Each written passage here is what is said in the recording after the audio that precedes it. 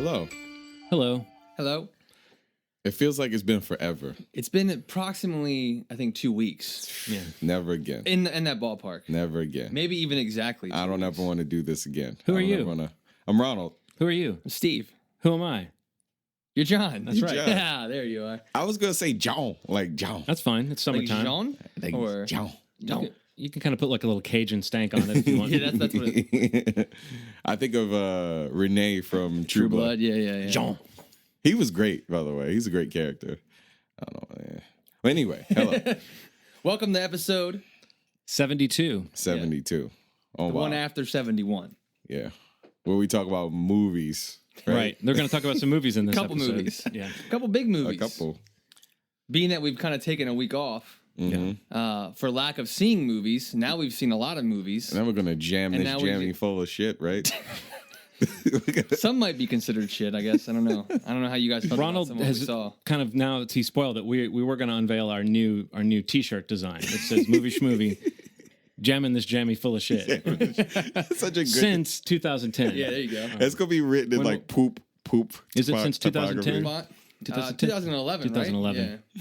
Yeah, 2011. EST dot 2000. What am I, high on crack? I thought it was 2010. Idiot. God. I am high on crack. So, a lot of movies A today. lot of movies. What movies we're going to talk We're about? going to talk about a smaller film Yes. that the two of you saw, Right. Francis Ha, Right? in select theaters now. Yes.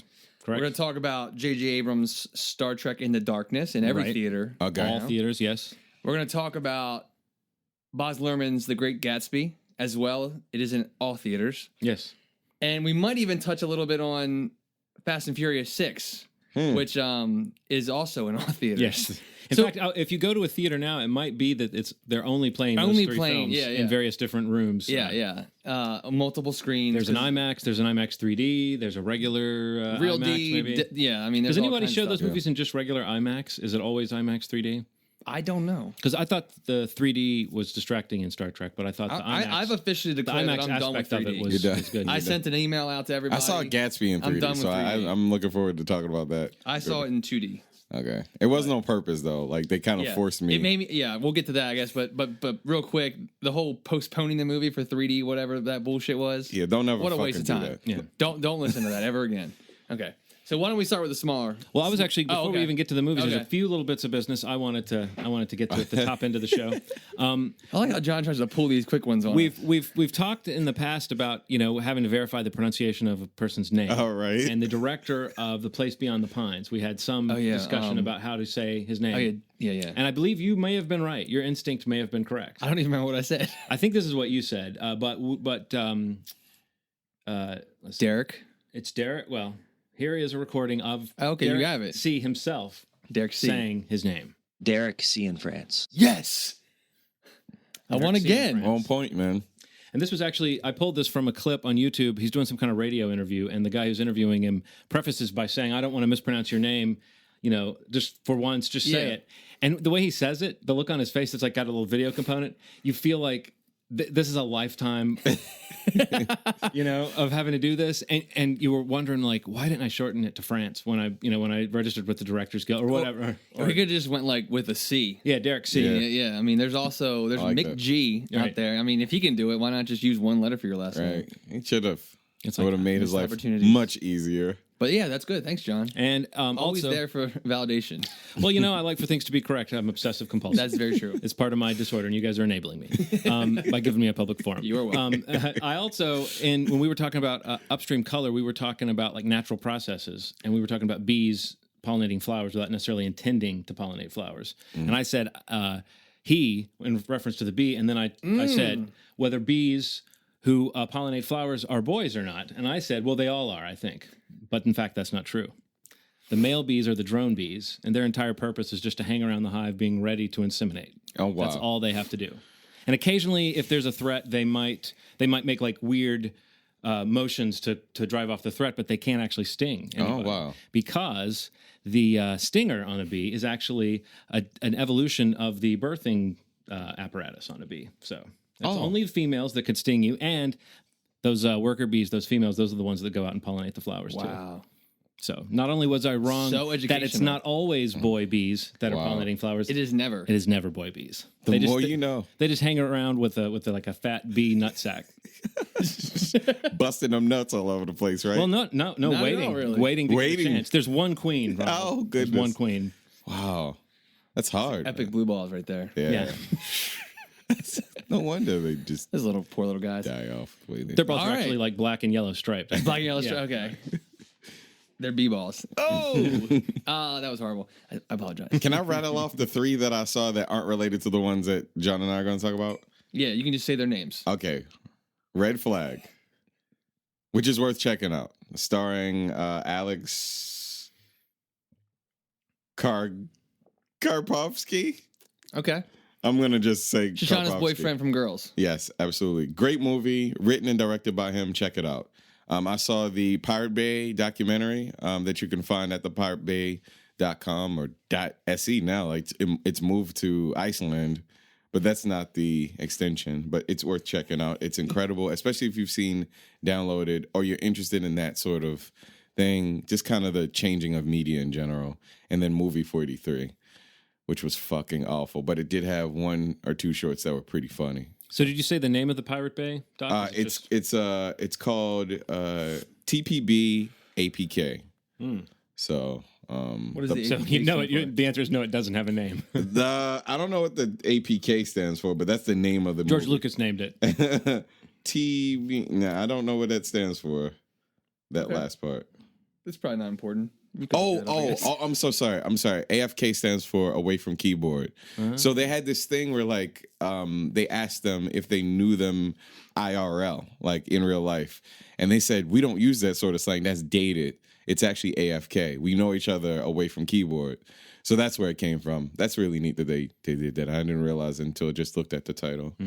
The Pirate Bay away from keyboard. The Pirate Bay away from keyboard. Okay. Check it out. It's a good movie. What's going on over there? What are you laughing at? You. The fact that I repeated that like 5 Yeah, times. you don't know how to end a sentence. No, Comma, no. dot. I realize no. Hyphen. What is weird is if you look at it, it has the abbreviation Yeah, I got and then it. it has the I name. got So it. I read it like 2 times. Like, why is this? It totally fooled you. It- Ronald's really good at the middle part of sentences. The whole start and ending Just them, complete- not so much. Not so much. You just Sometimes when you're waiting for a start, that's when you get your pause. That's when you get your lull, your out of body just experience. get fragments of things. But yeah, those are the ones I saw. Did you see any like scattered ones before we go over the one that we saw? I actually saw a movie that I think is actually going to be released in a few weeks that we may talk about. So Okay. no. But I Gotcha. could take this time to follow up on one other thing I No. wanted to mention. I had alluded when we were talking about the Bobcat Goldthwait Bigfoot movie to the fact that I thought that the guys who had filmed the original Bigfoot film, the Patterson-Gimlin film, I had thought that they had come forward and said that it was a hoax since then. And it turns out that of the 2 guys that shot that movie, Patterson and Gimlin, Patterson died in 1972. Gimlin's still alive, does not admit to a hoax. However, the guy who claims to have made the costume and the guy who claims to have worn the costume in the film have both come forward at different times in recent years to say that it was hoaxed. And one guy, supposedly the guy that made the costume, got so sick of people asking him or talking about Bigfoot that he's like, all right, had to come out and say it. So there's some people that still say that it's true, but the guys who shot it have never admitted to it. But anyone else involved or who may have been involved has come forward and said, Wow. Yes. Little house Craziness. cleaning. I could give you appreciate some details on Phil Morris and his costume design process and Bob Hieronymus and his stories about wearing the costume, but I will save those for a special all Bigfoot episode. So yeah, now getting to the films. Now that we have that out of Yes, the right. way, Yeah, thank you you know, very I much, feel John. better now. I Name can- is corrected. I can and we learned sleep a lot at about night. bees, Yes. and that is that's very important. So yeah, let's go. Let's get these movies rolling. So we saw Francis Ha. Francis Ha, the Noah Baumbach film starring Greta Gerwig as Francis. Well, I don't want to say that her name is Francis Ha or not. It actually is part of the film. That is so kinda cool how when it they plays in, reveal. and I wouldn't want to Yeah. spoil that. But then it made me think: did we hear her last name at any point in the I movie? don't think so. Okay, I don't think interesting. so. Because But- whenever they went to the studio, okay, so the plot basically is that Frances is a dancer at a studio, and she's kind of like an intern, sort of. She's an apprentice. She's an apprentice, And it's kind of implied that she's 27, and it's Yeah. sort of implied that she's a little old to be apprenticing. Right. And you get the impression that she's been around for a while as an apprentice. Mm-hmm. But the lady who runs the dance studio likes her, but obviously hasn't moved her on to be a member of the regular company. Yeah. How would you describe her daily behavior? You know, I would describe her as one of those people. I've known people like this that I love who are just a little bit hard to handle, or you kind of worry for them. Yeah. But you root for them because you know they have a good heart and they're actually kind of smart. But yeah, we see her as sort of self-defeating, but essentially lovable, I would say. Yeah. Her behavior is a bit erratic at times, but it's really cool to see. She has a lot of passion, and that's something that's really interesting about the movie is seeing her passion versus everybody else's. Everybody's just kind of in this stage of adulthood that's kind of like the beginnings of it. Mm-hmm. You know what I mean? Where you feel like you have to behave like an adult because you're at that age, but she doesn't have that. That hasn't permeated into her life at all. It was really kind of relatable, and yet you did kind of want to reach into the screen and shake her in a few scenes. Yeah, definitely. It was neat, like seeing her interact with her friends. All of them kind of upper. I don't know. I want to say upper class because, like, you know, people are living well. That like trying to be. Oh, that line that they said where she was like, "You basically can't be poor and do art." In New York kind of describes these people. They're wealthy and they're able to just kind of sit back and create, as opposed to Frances, who has to kind of grind and work hard and struggle. And you see that during the course of the movie. Right, like her roommates are talking about getting a maid to come in once a week. Yeah. And they're like, it's only about $400 a month or $400 a week or whatever. Right. Well, they were saying to come in once a month. It's only $400, and you just see that look on her face where she's like, she's barely making the rent that she's being expected to pay now, and so adding on top of that, and then that is, they do create that notion that the friends of hers in the movie that seem to be like free are people with there's a trust fund or there's money from their parents or something like that. And the movie's not overly judgmental about that. It doesn't like. And in fact, I would say there's a couple of really sort of charming friends she has that are those two guys she ends up rooming with, one played by Adam Driver and the other actor, I don't remember, I have it pulled up here, Benji. Michael Zegan. Yeah. You know, they play these kind of realistic, believable people. They're not always nice to each other, but there's never a point where the movie goes into that kind of high drama or for the sake of drama. Everyone essentially acts the way real friends act. Yeah. And you start to get the sense that Frances is kind of drifting through her friends' lives a little bit and kind of using up her favors almost. Like at the end of the movie, she doesn't seem like a person with a lot of choices left. You know, she has to rely on herself and make a decision or two for herself. And she does a few incredibly impulsive things in the movie. My favorite is the trip to Paris for no real reason, and she essentially goes for 2 days, and so basically sleeps off the jet lag and then turns around and comes home. I liked it. I suggested, you know, if you are near an art house movie theater, you should see Frances Ha. I thought it was great. It was beautifully filmed. I like black and white. You know what I mean? Didn't the black and white aspect of it give it a timelessness to it? It did. I mean, aside from the phones, like if there were no phones in this movie, like cell phones, you would not be able to tell when it's from. Really, it could have been from like early '90s. I thought it had a cool look to it. Like I just thought. Well, the obvious comparison for me, and I think I mentioned this to you before we started recording, was Manhattan, the Woody Allen film, which also was shot in black and white at the time to evoke a kind of classic look. Yeah. And so this harkens back to that. I don't know if they were directly thinking of Manhattan, but I have read that in reference to the movie and, some of the materials I've read. And it definitely has that aspect of just making you feel like, okay, these people may be 27 now, which for me is a different time than I was 27, but I still can relate to the 27-ness that we all sort of carry around inside ourselves. That feeling of like having options and how sometimes having so many options can be a weird kind of paralyzing thing. It can make you feel like you're not moving forward in your life because you're not really ready to make a decision. I don't know. Have you seen Noah Baumbach's other films? I saw Squid and the Whale. Mm-hmm. What else has he done? I don't know. He did, I did like Margot at the Wedding. I did see that. I wasn't a huge fan of that. And then Greenberg. Well, I mean, if you I like Greenberg. If you liked Greenberg was all right.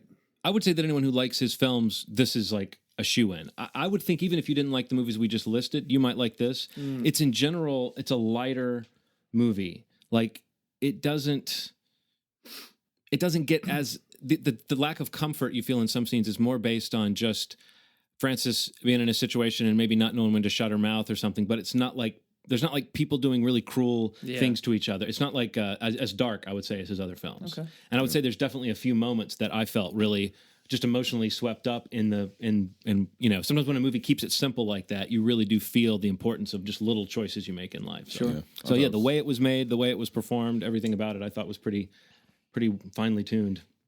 Undateable was a Undateable. was a great- I love that. yeah. I love that. Yeah. So Francis Ha, check it out. Now, what movie are we moving on to? The Great now? Gatsby. The Great Gatsby. The Is that what it's called?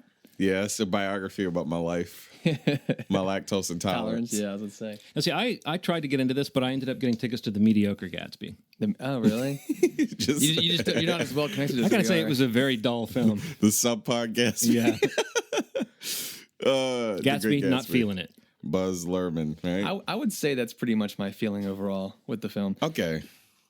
A lot of expectations. You know, even with it being pushed back. I mean, I think I maintained my want to see it. I mean, I know you picked it as your movie Yeah. of May. And we should mention Yeah, Francis Ha was Francis was my pick. John's. Yeah. Yeah. Great Gatsby. Ronald selected, and I mean that says, like, you know, it still really wanted. It still was like a big film.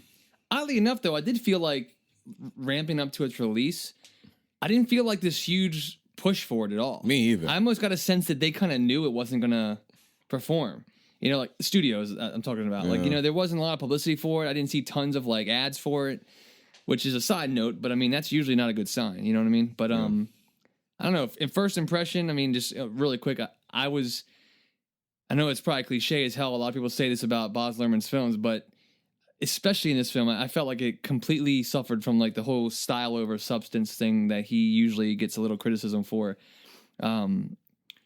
Just the era that it takes place in, and the glitz and the glam of that time, and the choice to include certain types of current music in it. You know, What the fuck was that, man? it didn't work for me. It didn't work for there me were a either. couple songs that worked. Some of the more like romantic, like moody songs from Florence and the Machine, and there's a Yeah. song, I forget what the other girl's name is, that I really did love. But overall, like, it just seemed like there was a mashup of just, how can we make this as attractive and hip and as possible? Did you notice how offbeat the music was? Yeah, though? Like the music that they chose, the modern stuff, like the Jay-Z stuff, for some reason was offbeat. So I listened to a lot of the music that they chose for this came from one album, Watch the Throne, album that Kanye West and Jay-Z did, and then the Florence and the Machine and all It's that. all about how he thinks you should watch Game of Thrones. And then the XX stuff. And Lana then, Del Rey is the one I'm thinking about. okay, The so other songs, what yeah. happened was they played these like offbeat versions of those songs, like literally the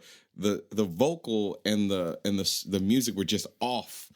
And I've listened to these songs like That's weird. 20, 30 Because times. I've heard that one of the reasons the movie was delayed was to get more Jay-Z music into the film. Yeah, and Was it was jam packed full of Jay-Z. But I mean, was it remixes of old stuff? it was I don't well, they know. mashed up. There were parts where they were like You hear like songs mixed together. yeah, they like mashed up old school sort of sounding like, I don't know. It was like very So poorly why did done. this movie get held back from awards season last year? Did you? I mean, the official statement, you know, was that it was something having to do with, you know, 3D conversions and shoots and things like that. Like, I don't know what piece of the 3D process they were doing. Like, if it was like a, you know, how they do some of these films in post production, they add it. yeah. I saw it in 3D. Because most of the film was already shot when they announced that, so you assume that some of it was done like that, and or possible reshoots or whatever it might be. But I saw it in 2D, you saw it in 3D. I mean, we'll talk about 3D a little more with the next film, but I just can't stand 3D. I mean, like, I almost find myself opting out of it if I have a choice.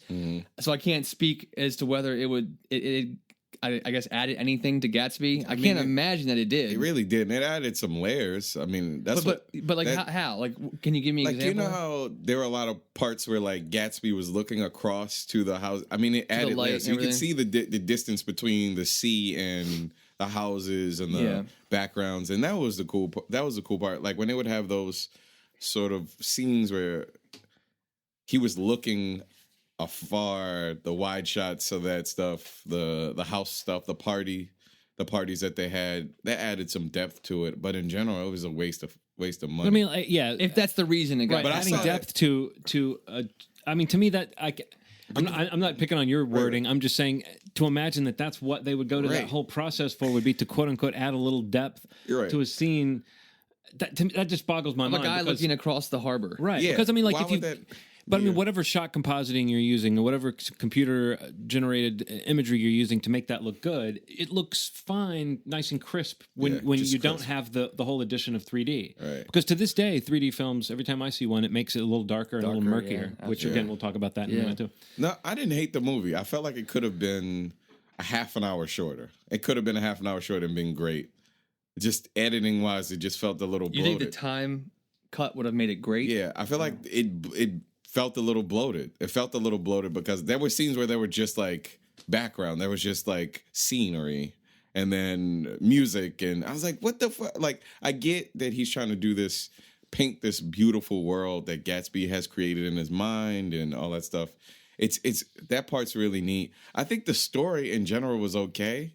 I mean, Are you a fan of the book? Yeah, have you read I read the the book when I was in high school. I don't remember portions of it. I must have read it in 9th or 10th grade. His world was big, and then it kept getting smaller and smaller and smaller and smaller, and that was done well. I thought the whole like deterioration of whatever it is that he had, whatever he created, was really well done. The only problem is that was filled with that Buzz Luhrmann bloat of bullshit. Like it just felt very bloated. Like it just felt like if they would have just cut to the chase with this scene, this would have been a lot better. Also, there were things that felt like unfinished. Like, you know, like the thing where what's the polo playing guy? The guy, Joe Edgerton. yeah. So Tom Buchanan. Tom Buchanan. So he was super racist and super weird, but they never fleshed out how that was like affecting the dynamic of the like everything else. Like they just kind of brought it to your attention. Oh, by the way, he's racist. And or like, oh, by the way, he like he may be abusive. He may be this. Like the things that affected Gatsby, especially since he was such a big character that kind of collided with Gatsby, I feel like they didn't flesh that character out the way they needed to. And it felt like he felt very shallow, and he shouldn't have been if he spent that much time on screen with Gatsby. If he was supposed to be essentially his arch enemy eventually, that he was such a shallow, shitty character. But it was acted well. Who does he play? Tom Buchanan. Yeah. So I don't know. That bothered me a bit. If all the characters besides Gatsby and oh God, what is his name? His best friend. He wound up becoming his best friend. The one Tobey Maguire plays. Tobey Maguire. Nick Carraway. Yeah, Nick Carraway. Who narrates the book, but in the movie, don't they do a device where we see that he's writing the he's book? writing it. He's at like a mental hospital. Those are the only two characters that you really get to see. Are you a Buzz Luhrmann guy? I mean, I love Romeo and Juliet, right? That was pretty good. What about you? I love Romeo and Juliet and Moulin Rouge. I wasn't a huge fan of Australia. I'm not even sure.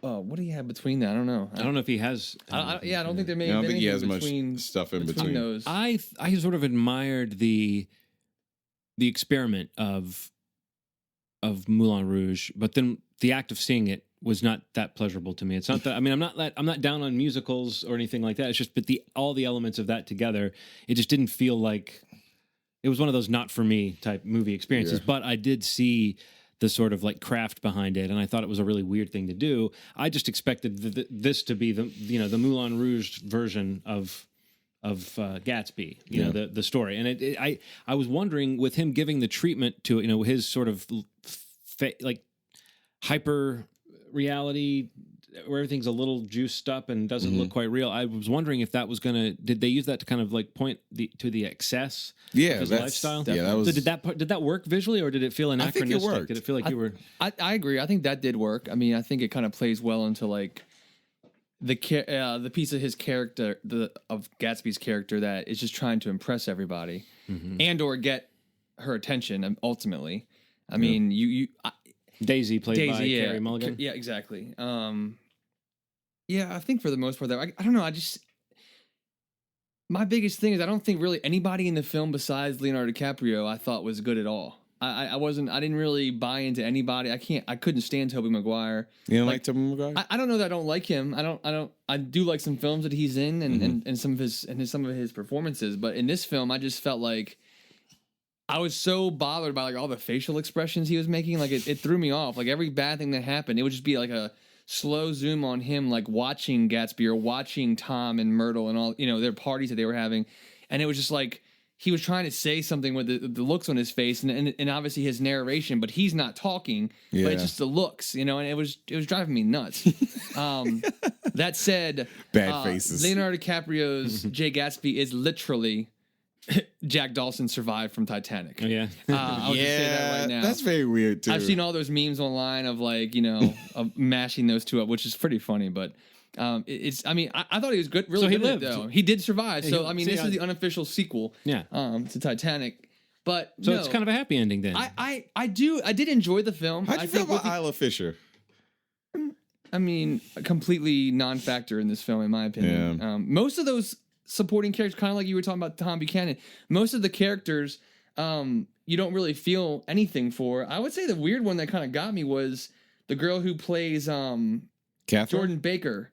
Oh, okay. The one that's kind of hanging out with Nick the whole time. It's like his girl on his arm for most of the parties. Like I thought she was actually pretty good because they're definitely kind of a tomboyish character, sort Yeah. of. She was. Yeah, I think she's like a golfer. Yeah. And she kind of plays the taking it in, like kind of like Nick is a little bit. Like she kind of steps back and watches some of this unfold, as opposed to really being involved with a lot of the excess. Like you see her just kind of sitting back and kind of in a different kind of not wonder or amazement, but a different kind of judgment almost of what these people are doing and how they're doing it. There are a couple really awesome scenes with the ensemble. Like the dinner scene when everything kind of comes out when Gatsby's hoping that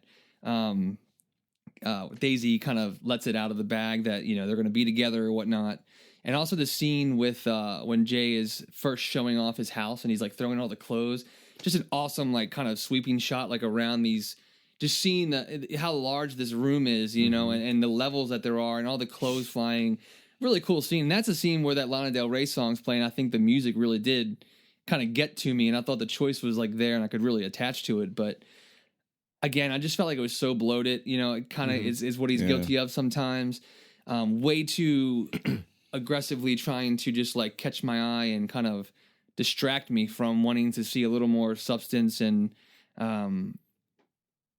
a lot of distractions in this movie, like the music, like we said earlier, and the music was and Jason oh god, what's his name, Jason Clarke. Yeah, I mean he's in it I don't know, I completely I think overacted the part. I mean like just so out there, which is weird. I don't know, seeing him in other films, like recently Zero Dark 30, and he's going to be in the sequel to Rise of the Planet of the Apes as like the lead. Mm-hmm. So I don't know if I feel bad about like, do I really like this guy? Because he's not that great in this film. I don't know if that's just a victim of this movie. He was good and low key. He was so low key in Zero Dark 30. You wouldn't expect him to be over the top in this. Maybe. I think over the top, just like overacting. Yeah. Like. That kind of happens a lot. There are a lot of characters. That's what I was wondering, is if in this movie that's a lot weird. of the it's actors like were kind James of Cagney, like, you better shut up before I slap your face. There's a lot of that going on in the movie. But the weird part is there are Old people sport? There's some people that are like regular He people. sounded more like Squiggy. There are people that are regular people and then people that are acting like that. Yeah. So like it's weird because you can't tell if this is supposed to be the tone of the movie, because some people are playing it straight and then some people are like very exaggerated impressions of James Cagney, like super duper. Yeah.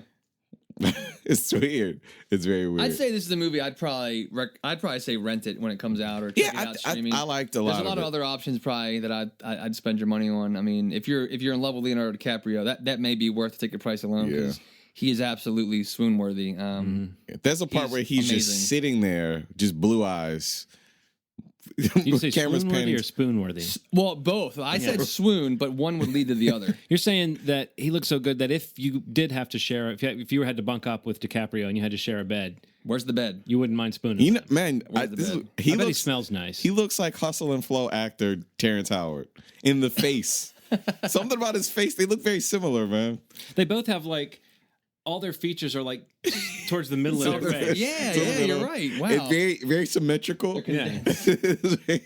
It's interesting. But yeah, I mean, not a bad film. I didn't think it was I think the bad. reviews are pretty much mixed positive.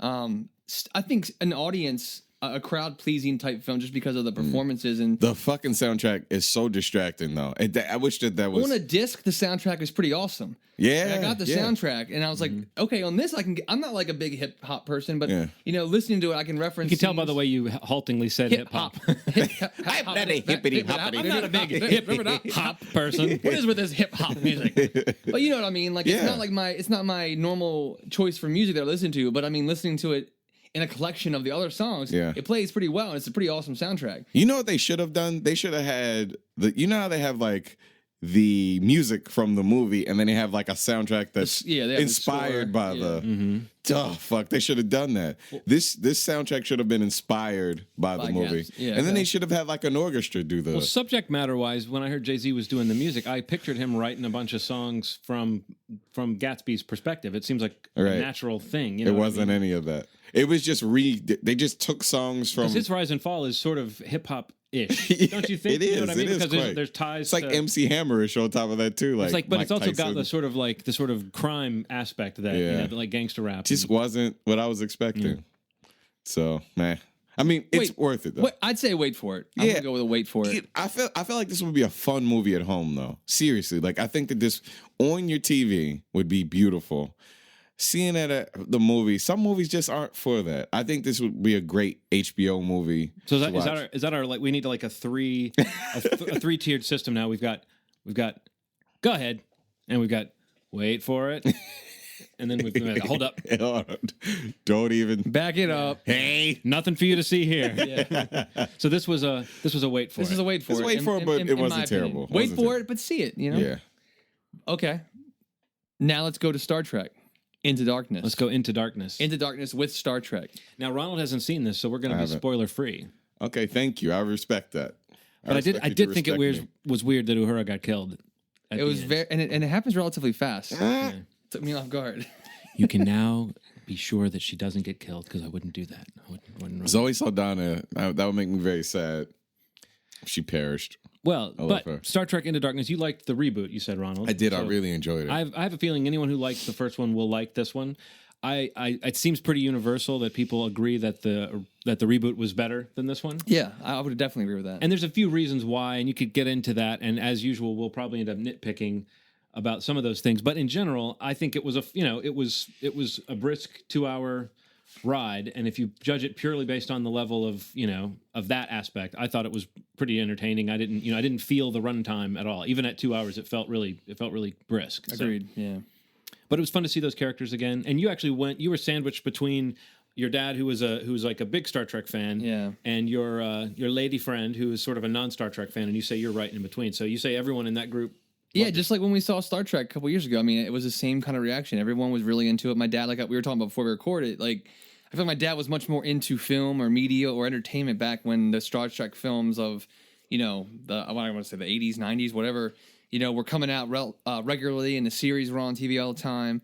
So I think his reaction to those films is completely different than this. Mm-hmm. I think he's able to just look at this as a reboot, a reboot of the franchise. And I mean, he's all in. I mean, it's very entertaining. All the characters are on task. If you like them in the first one, like John said, they're all there. They all show up, and you'll like or love them for the same reasons. There's a couple new characters. I don't know. We'll probably get a little deeper into how we felt about those characters, but just super entertaining. I mean, like this is the kind of movie that I look forward to seeing in the summer. And another film that I'll reference later in the podcast, probably with Ronald. It's just like you can sit down and there's enough substance to say it's worth spending my time with this, and it's also just really entertaining. Mm-hmm. For whatever flaws you may see in it throughout the film, I don't really have a ton of them because I'm not a huge Star Trek person, and I don't know if it's like it's not really a spoiler anymore. Is it? Are we gonna go there or? I mean, I feel like it's pretty much out there. If everywhere. You feel that you already know the identity of the villain in this film, then you're fine to continue listening. If you feel like, well, the villain, who? You mean John Harrison? Then maybe you should stop listening now and go see the film and enjoy it, because it's a pretty obvious spoiler in that if I would say any movie news sites I've read have been speculating since this movie started being shot that Benedict Cumberbatch was actually playing a character that you may know and love from Mr. Corinthian Leather himself, Ricardo Montalban's performance. but he's playing Khan, and it's such a different take on Khan. A part of me wonders why they would bother tying it so closely to something that's so different now. Because, like, in this version of the story, things are so different. Like, he doesn't look like the same guy. Yeah. The tie between, there's still the two versions of Spock that we've seen interacting, and that they continue that. And, I didn't think that scene did a whole lot, but it was a reason to have Leonard Nimoy. Right. It's fun to have Leonard Nimoy in there, but he's basically pops up just to warn this timeline's version of Spock about Khan. I think that reveal didn't really need to be treated as a reveal so much, because the movie kind of hinges on there's a moment of tension when we find out who he is, and it was something that at least I felt like I knew a long time ago, and so it was one of those times where you just feel like the movie seems dumb because you're ahead of it, and it just played something as a reveal that you knew. Yeah. But it was, and it had a few moments that were I might describe as kind of dumb moments, but you get into it and you go with the flow, and there's a lot of charm in this story. But what did you think of the villain? Did you think he had a good presence? How did you rank him as a movie villain? I mean, he's nowhere near the top of any list that I would make of movie villains. I would say I bought him enough, to root against him. You know what I'm saying? I do like Benedict Cumberbatch. He's a good actor. Yeah, I don't think he did anything wrong in this role. I think just when you compare him to what a lot of people compare anybody that would play Khan to Ricardo Montalban, I mean, it's a completely different take, and I think that's where the big thing with me, and even like my dad who might compare it, or a lot of people that are like really talking nonstop about Wrath of Khan and comparing these performances or the characters itself. I mean, I would agree that Wrath of Khan is maybe the Star Trek movie that holds up the best, and maybe a story that had extra impact because it was a character that was a villain on the show that came back in the movie and all that stuff. Agreed. And I think that this movie suffers from having to cram all of that into one 2-hour chunk. But in a weird way, I was glad that the movie didn't spend all this time. A lot of movies spend so much time trying to set things up to make it more epic. And there could have easily been like a 2.5 hour, almost 3 hour version of this story that might have had more emotional heft. But I think it would have been a bloated mess. Sure. And I think that they were wise to keep it kind of zippy and fun. But you know what I mean? It didn't really, for me, it didn't have a lot of impact. Like I sort of knew, the good guys are going to win. They're going to beat this guy. I never really felt this darkness or despair, and I wasn't even really ready for that. I felt like maybe the second movie, once they've set up these characters, I kind of wanted to see them act as a team rather than getting broken up. This movie's all about the sort of destruction of the family, and I don't really feel like that threat felt that serious. Does that make any sense? Yeah, no, I definitely could relate to that. I just, I didn't really.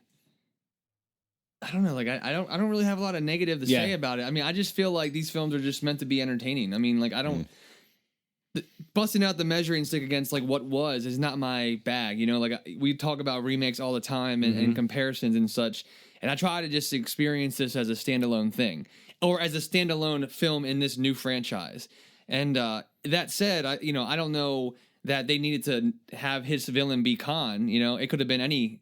You could have probably named this guy anybody. That's kind of what I'm getting at. Yeah, the character the character as he appears in this movie could have been anybody. And sure, so tying it to Khan, there's also a moment where someone says Khan. Yeah.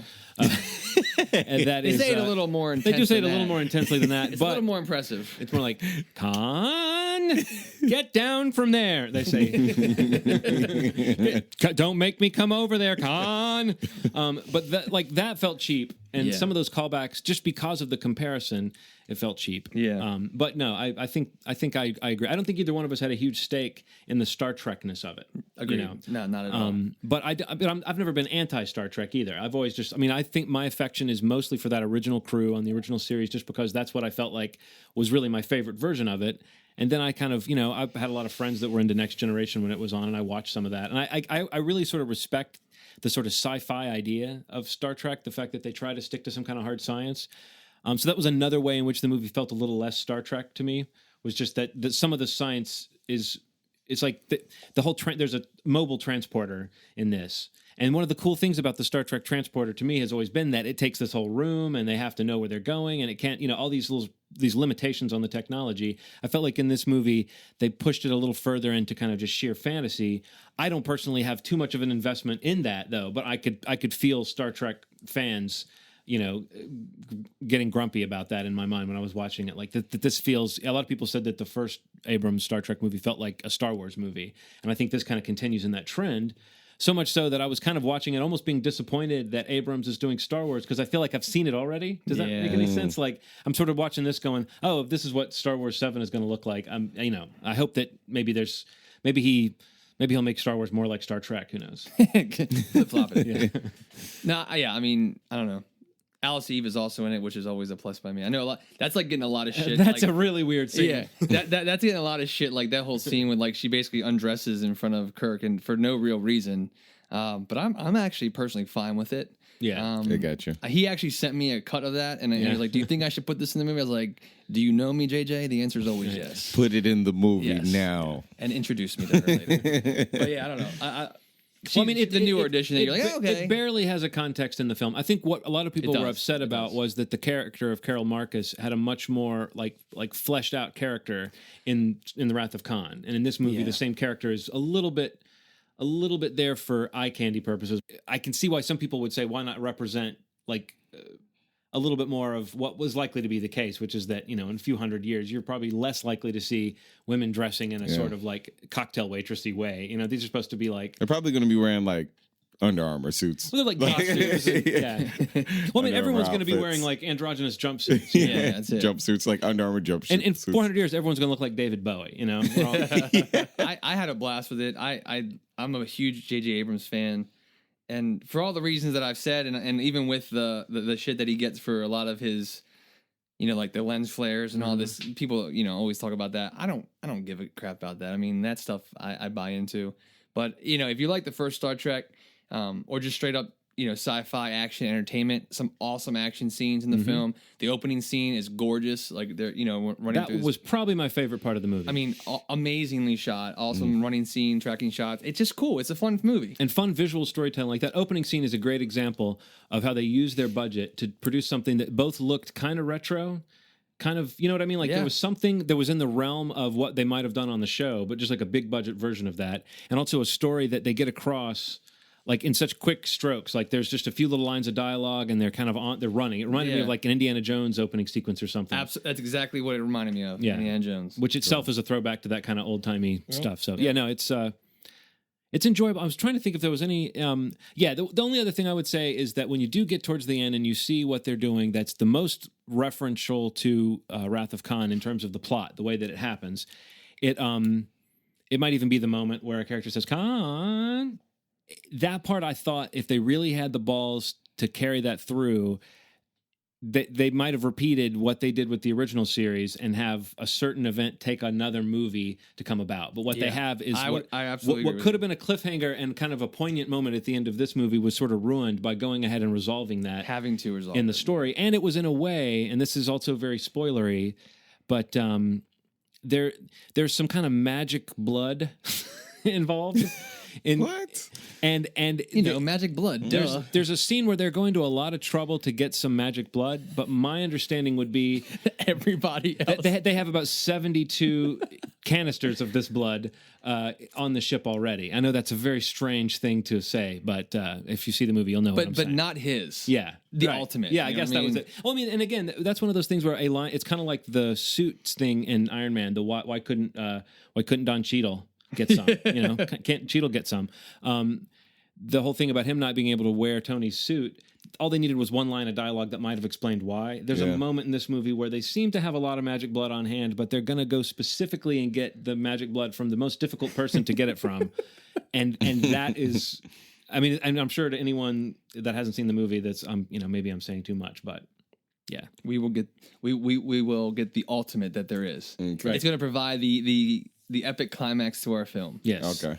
You buy it. I don't know. I'm fine. It was fun. I still Simon Pegg. I really got into it. Yeah. Like the what you're talking about. That scene, that chase scene was good. Yeah. Really, really well shot and like completely bought it. And I'm completely like not cheering out loud, but I'm like, what's gonna happen, but you're definitely eager to see how it's played out. So this is a go see it for me, all the way. Yeah, this is a go ahead. Yeah, go ahead. Go ahead. Go for it. Yeah. Cool. So Star Trek Into Darkness. Real quick, we should let's mention one more. Let's mention Fast and the Furious 6 because we both saw. John, you haven't seen it yet. I haven't seen it. Everyone's saying this movie has some like Superman shit in it, and the thing that sold me on it is someone jumping from one moving vehicle to another and changing direction in Yeah. midair? Yeah. Okay, I got to see that. That happens. But not only is it that, it's across two bridges. A bridge, yeah. It's across one side of a bridge to the other, and it's a huge gap. Like it's, what is it, like 50 feet? Like it's Easily. It's huge. But he is going really fast. He is. I think And he is Vin Diesel. it's very true. His voice. These films, I'm gonna say, like I'm a fan of these movies. Like they're cheesy, they're cliche, you don't want to go to these movies and think anything is realistic because no, it's not. Like if you are, you're an idiot because I don't know why you'd expect it, especially when you're going to see Fast and Furious. I always 6. thought they were supposed to be just like drag racers. But instead, they turn out to be like they're some kind of special team that. Well, that's what it's come to at this point. They've went from like local drag race trained fighters / thieves. It's become an interesting thing because I think that it's a combination of a couple of things. It doesn't take itself too seriously At all. but they do weird things that make you kind of wonder about the movie in general, and that is the chronological order of the fucking movies. That is another thing that's very weird. So the movies are very shallow on the surface. Yeah, there's a character who's alive in this movie who died in a previous movie. Right. So what they do is there's actually, if you wiki it, I don't want to tell you the order, but if you Google Fast and Furious chronological order, you'll see that every movie that's come out isn't in the order that they actually happened in. And what that does is it kind of makes you go back. You're like, okay, so what the fuck? What did I miss in the last one? So it makes you go see the previous ones that you may have missed, just so you can figure out what this person's role is in the story in general. And this was no different. Like, this kind of opens up a whole shit ton of like 3-4 more movies after this one. And the thing is, like, each one has made more than the one that's come out before it, Yeah. which is absurd. 6 movies in, diminishing returns does not exist for this franchise, and it will not. Because here's the thing: this is what I've been telling everybody. These movies, like when they started, and even like through the second and third whatever sequels, because there was like a few years of a gap between. What was it? Tokyo Drift and Fast and Furious. Yeah, the fourth one. It's like two at least 3 years or something. But anyway, like they kind of started out as they're like just straight up guilty pleasures. Like if you like car chases, you like action, cool guys, hot girls. There it is. I think mainly appealing to a lot of men. Okay, so then there's this gap goes along, and 4 comes out, Fast and Furious, and it's like surprisingly good. Considerably better than the 2 and 3, and as good possibly as the first one. So you're like, okay, well, what happened? And that's where it changed, because these movies went from being just guilty pleasures to there's a lot more choreography in terms of the chase scenes and the actual like races. Yeah. They went from being races to chase scenes in most of these films. So, but they're one and the same when you're watching these movies. But to this point, that they're basically just a simple pleasure. There's nothing special. There is enough there in terms of story at this point where you're not like blown away by some amazing story arc or character development. But there's enough there because they went from being like I said before, cars, guys, hot chicks, to those things still happening in the film. But there are actual like threads of emotion in these movies now. Yeah. Not substantial, but there's talks of family. That's what the motivation is now in these films. Before it was for pink slips and dollars, and now it's for getting somebody back safely, or like getting enough money to get somebody. Not that you or I are going to go do any of this stuff for those motivations, that we have any access to those skills. Or that if it did come down to me jumping over 2 bridges from one moving vehicle to another, I can handle all that. But changing direction in midair, I'm not sure I could do that. I think you can, John. Okay. You think my love of family is strong enough? I do think that your could love of change direction family. in midair? Yeah, that would drive you there. Another thing that's really cool is that But you only find out the hard way if it's not. Then you just keep sailing off in the wrong direction. then you miss her completely. Yeah. The characters now, they had enough. I wouldn't do it to save Michelle Rodriguez. I would. You would? I would. You're one of those? They did enough now, character-wise, that one of my biggest complaints with the previous ones was I feel like Tyrese and Ludacris and all the side characters were too extra. And this one, because that dynamic is a lot different, because they like have established relationships, they're all trying to be like, oh, kick good. It's very different now. Now they're like friendly, and they have a little comedic moment, then they reel it back in. They have a comedic moment, reel it back in. And it's like a good rotation of comedy mixed with the action, Whereas before, it didn't feel like that. It felt like Tyrese was in the movie being a ridiculous person that was kind of hard to reel in, almost unbearable. Like Chris Tucker in Rush Hour, almost. Like, very like, very whiny. But the way they did it this time, I feel like everybody got a chance to be themselves. Yeah, everybody had a purpose. Yeah, and it didn't feel bloated. And The Rock was The Rock. Dude, Man. he's awesome. He was so good at it. He seems to be entering a new phase where, because even people that didn't like Pain and Gain, and there were quite a lot of them, enjoyed him in that. And I've heard people say the same thing about him in this, that they're just like, and everyone says it in this way that's like, I like The Rock. I feel like every line in this is taken from another movie or something. It's taken like, because all the lines are like, it's taken from rap what I had to do to songs, too. find you. I wasn't hiding. Yeah. Got to get the team back together. Yeah. We don't do that anymore. I think I know why you might. Everything's It's a got lot this of kind of that. like, it's a super boiled down, super simplistic dialogue. Random rap lyrics. Yeah. It's like, we're going to ride or die. Like, what was that for? Like, Vin Diesel? Another thing is, there is a man that is bigger than The Rock, bigger than Vin Diesel, that actually The Rock looks like he could fit into like some sort of like exoskeleton. He's that much bigger than The Rock.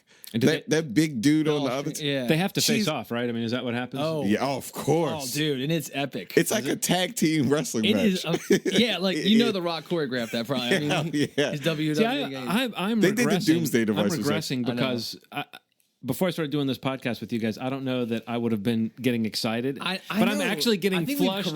I'm actually getting flushed thinking about The Rock fighting a dude in a big over-the-top action sequence. There's a part of me that's like, oh, that sounds really cool. It's like big really man cool. fighting. It's not like stupid fighting, like where he's doing like karate kicks. It's like what a big person would do, just pushing and punching and like tripping each other. It's so good. I enjoyed it. See how Ronald's talking right? Like you get into this movie just like that. Yeah. People are literally the scene that you just talked about, the Doomsday movie. Yeah. I was like cheering out loud to the point where I had to stop myself. It's like, why? Oh my god. Yeah. That's not me at all. Like it was one of those moments, you know what I mean? It's like in the Avengers when Hulk like has his moment. I remember cheering when we saw the screen. I was like, yes. Yeah. It was like that, and it was like there's a couple scenes like that in this movie. Yeah, also women in it. Gina Carano, the mixed martial arts from Haywire. Yeah. Yes, she's gonna be good, man. I feel Did like they have to dub her dialogue in this? I don't think so. Because I heard that they actually dubbed. They got an actress to dub all her lines. Really? In, Haywire. Really? That may be a rumor, but I did read that somewhere. Damn, she was pretty good in it. She's pretty good. I thought she was okay. Yeah, I mean, she didn't distract me from anything. Her fight sequence with Michelle Rodriguez was awesome. That was a great fighting scene. I don't know. I just these movies. I don't know what the hell's going on, but they're getting when good. Fast and Furious 4 came out, like it like got legit for something. Like somehow. I mean, I was like, oh, I will go see it again. I like the first one. I never liked 2 or 3 really that much because, like, the second one was like Paul Walker and Tyrese, or Paul Walker and Ludacris, one of those combinations, and then the third one was like with the dude from Friday Night Lights in Tokyo. I don't even know what his name is, Lucas something. He, it's him and another character. You know what I mean? It's like it was very piecemeal, but then everybody came back, and you have a core back together that everybody liked in the first one. And I think they just got more money. They spent more time with not a great script, but enough to like keep you into these movies that are just like pure eye candy. Mm-hmm. Yeah. And actually in this film, like I feel like there was a lot of like with the other films I even referenced it myself, like a lot of women as eye candy and like kind of like not speaking very nicely of women or like what their role is in a film like this. But I think this movie is actually the opposite. It's like dude candy, which makes me feel weird. And women are kicking ass in this movie. Yeah, there's a lot of man muscle. A lot of key scenes are like women heavy. Mm-hmm. Like a lot of empowerment in this movie for the main female characters. Cool. Yeah. So I thought that was awesome. I mean, there's like at least four women in this film that are kicking ass like at any given time, which is cool. Because most other films, they're not, with the exception of maybe Michelle Rodriguez. It's really weird that they get Vin Diesel to play a woman, though. You don't. It sounds weird saying it, but when you see it, you're like, I can see it. Yeah, right. You know what I mean? Hey, honey. But I don't know, man. I have been having conversations with like friends of mine, like saying like the whole simple pleasure versus guilty pleasure, like it's what it's become to me. I think we can go ahead and let ourselves off the hook for enjoying things that are engineered to be as enjoyable as possible. You know what I mean? I think so often we feel like we're supposed to be embarrassed that I wanted to see that thing that looked really exciting and fun.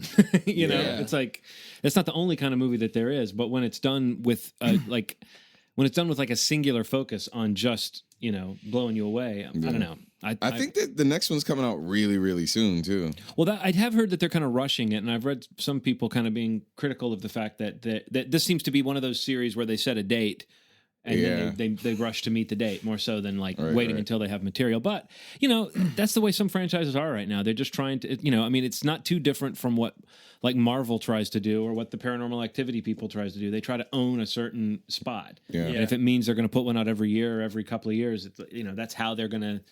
That's what they're building this series to do, and eventually, obviously, you can imagine that they will have changed out all the characters, or maybe they'll run out of ways to trick the timeline, and everyone will be dead. But I don't know. Definitely, it's a see in theaters. So that's a go ahead. That's a go ahead. I mean, a lot. Star Trek in the Darkness, like big summer popcorn blockbuster movie.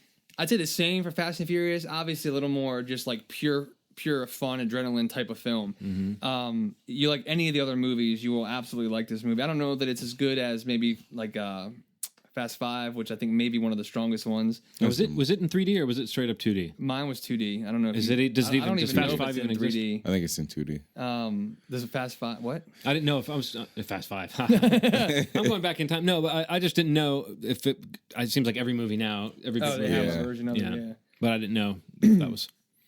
But I mean, I think that I was checking online. The 7th one's coming out next July. So that's not too much of a rush. I mean, I know they have shot some of the stuff that the connection scenes. Oh, by the way, stay after the credits. Obviously, please do. We should say that because when they announced it, they said that they had filmed a great deal of it for exactly. So I think they've already have like the first. Yeah, they have the connections. Yeah, so because it is really cool what Ronald mentioned. It's weird that they went this route, like with the whole chronological play around that they've done. Yeah, but I actually think it's really cool because it kind of gives you the perspective that when the other two sequels were going on, like Too Fast, Too Furious, and Tokyo Drift, all these films basically take place between those two. Yeah, and it's like it's kind of cool. It's weird, like why is your obvious question, but if you buy into this and you see how it gets connected in this film, I'm starting to feel slick. like I mean, it's really slick, and the way that the way that they're connecting everything to Tokyo Drift, I'm starting to feel like the Tokyo theme is going to be a lot bigger than we know right now.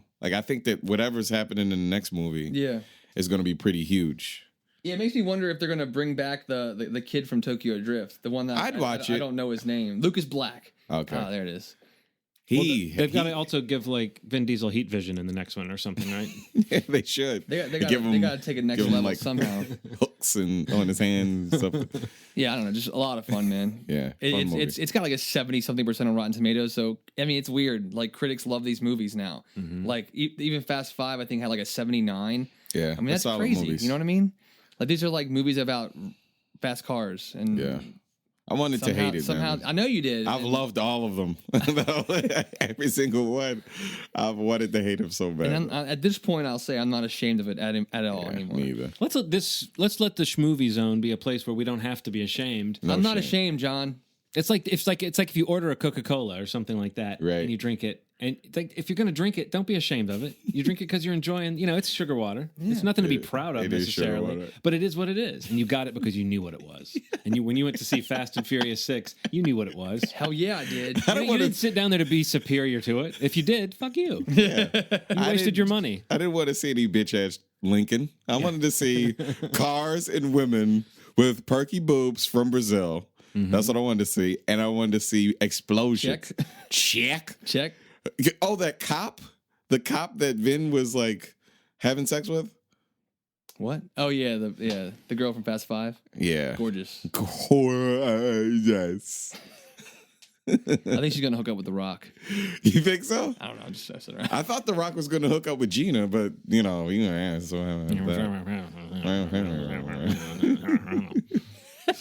that's really good. So I don't know. That's kind of a lot, but I mean that's kind of where we're at right now. Yeah. A lot of like big all the May films that we kind of were looking so forward to. We're coming into June now. Yeah, I mean we got 2 out of 3 is not bad. I mean Gatsby is a little but even if I got to check out Frances Ha. I definitely want to check it out when hopefully it gets. Check it out if you think Greta Gerwig is Frances hot. Oh, it starts Friday. Yeah, it does. This Friday today, at the Charles. So you'll be able to see it if you want to travel to see it. which is very close. Something else that's at the Charles right now that I really want to see, just because my Michael Shannon love knows no bounds, but the Iceman? Oh Iceman. my God, let's go. Yeah. I'm dying to see that. Hell yeah. I want to see that so bad. It's I just really like good. his Hey guys, let's faces. go right now. Did you see him read that sorority? Oh my God, it's hilarious. That's from University of Maryland. I know. College Park. I know, man. That's hilarious. You have to see it. Yeah, to anyone who doesn't know what we're talking about, it was the sorority letter. What I mean, I don't know the letters. I don't like the lambda out. I don't know. Yeah. Take your pick. I don't fucking know. But the letter is basically about this woman's absolute disappointment in the behavior of the current class of women that you try to of the sisterhood. of the sister. And it's written in this very judgmental, very prissy sort of way. Amazing. And so yeah, how funny your guy was it? They got Yeah. Michael Shannon to read it. Yeah. I love the While idea drinking, I love which- the idea that when someone is casting Michael Shannon now, they don't have to do anything but just say, or we could get Michael Shannon to do it. Right. And you you don't have to do anything else, but he's just going to show up and he's going to be weird and he's going to be bug-eyed and he's going to be Michael Shannon. You know, it's like anything he did at this point, I would be interested to see. Yeah, it was so good. Very surprised how great it was.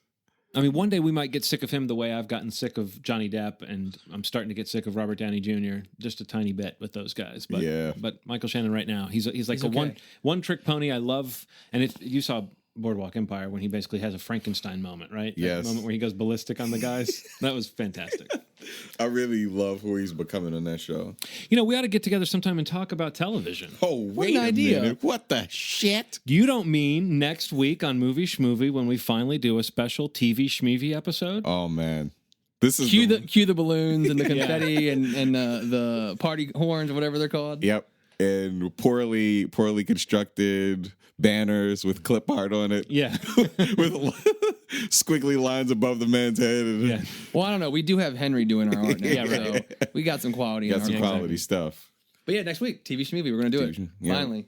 1.0. Mm-hmm. But that wraps up this episode, though, before we get ahead of ourselves. Mm-hmm. Again, Gatsby, Star Trek, Fast 6. That's not the official name. That's what I'm calling it. All in theaters. Francis Ha, limited release, probably finding its way to you soon, if not while you're listening to this, maybe. Yeah. And I looked at. I think it's got like another tier. Like it comes out tomorrow or today. Yeah. In Baltimore and a lot of other markets, and then I think it's got another tier yet. Go a beyond little that, wider.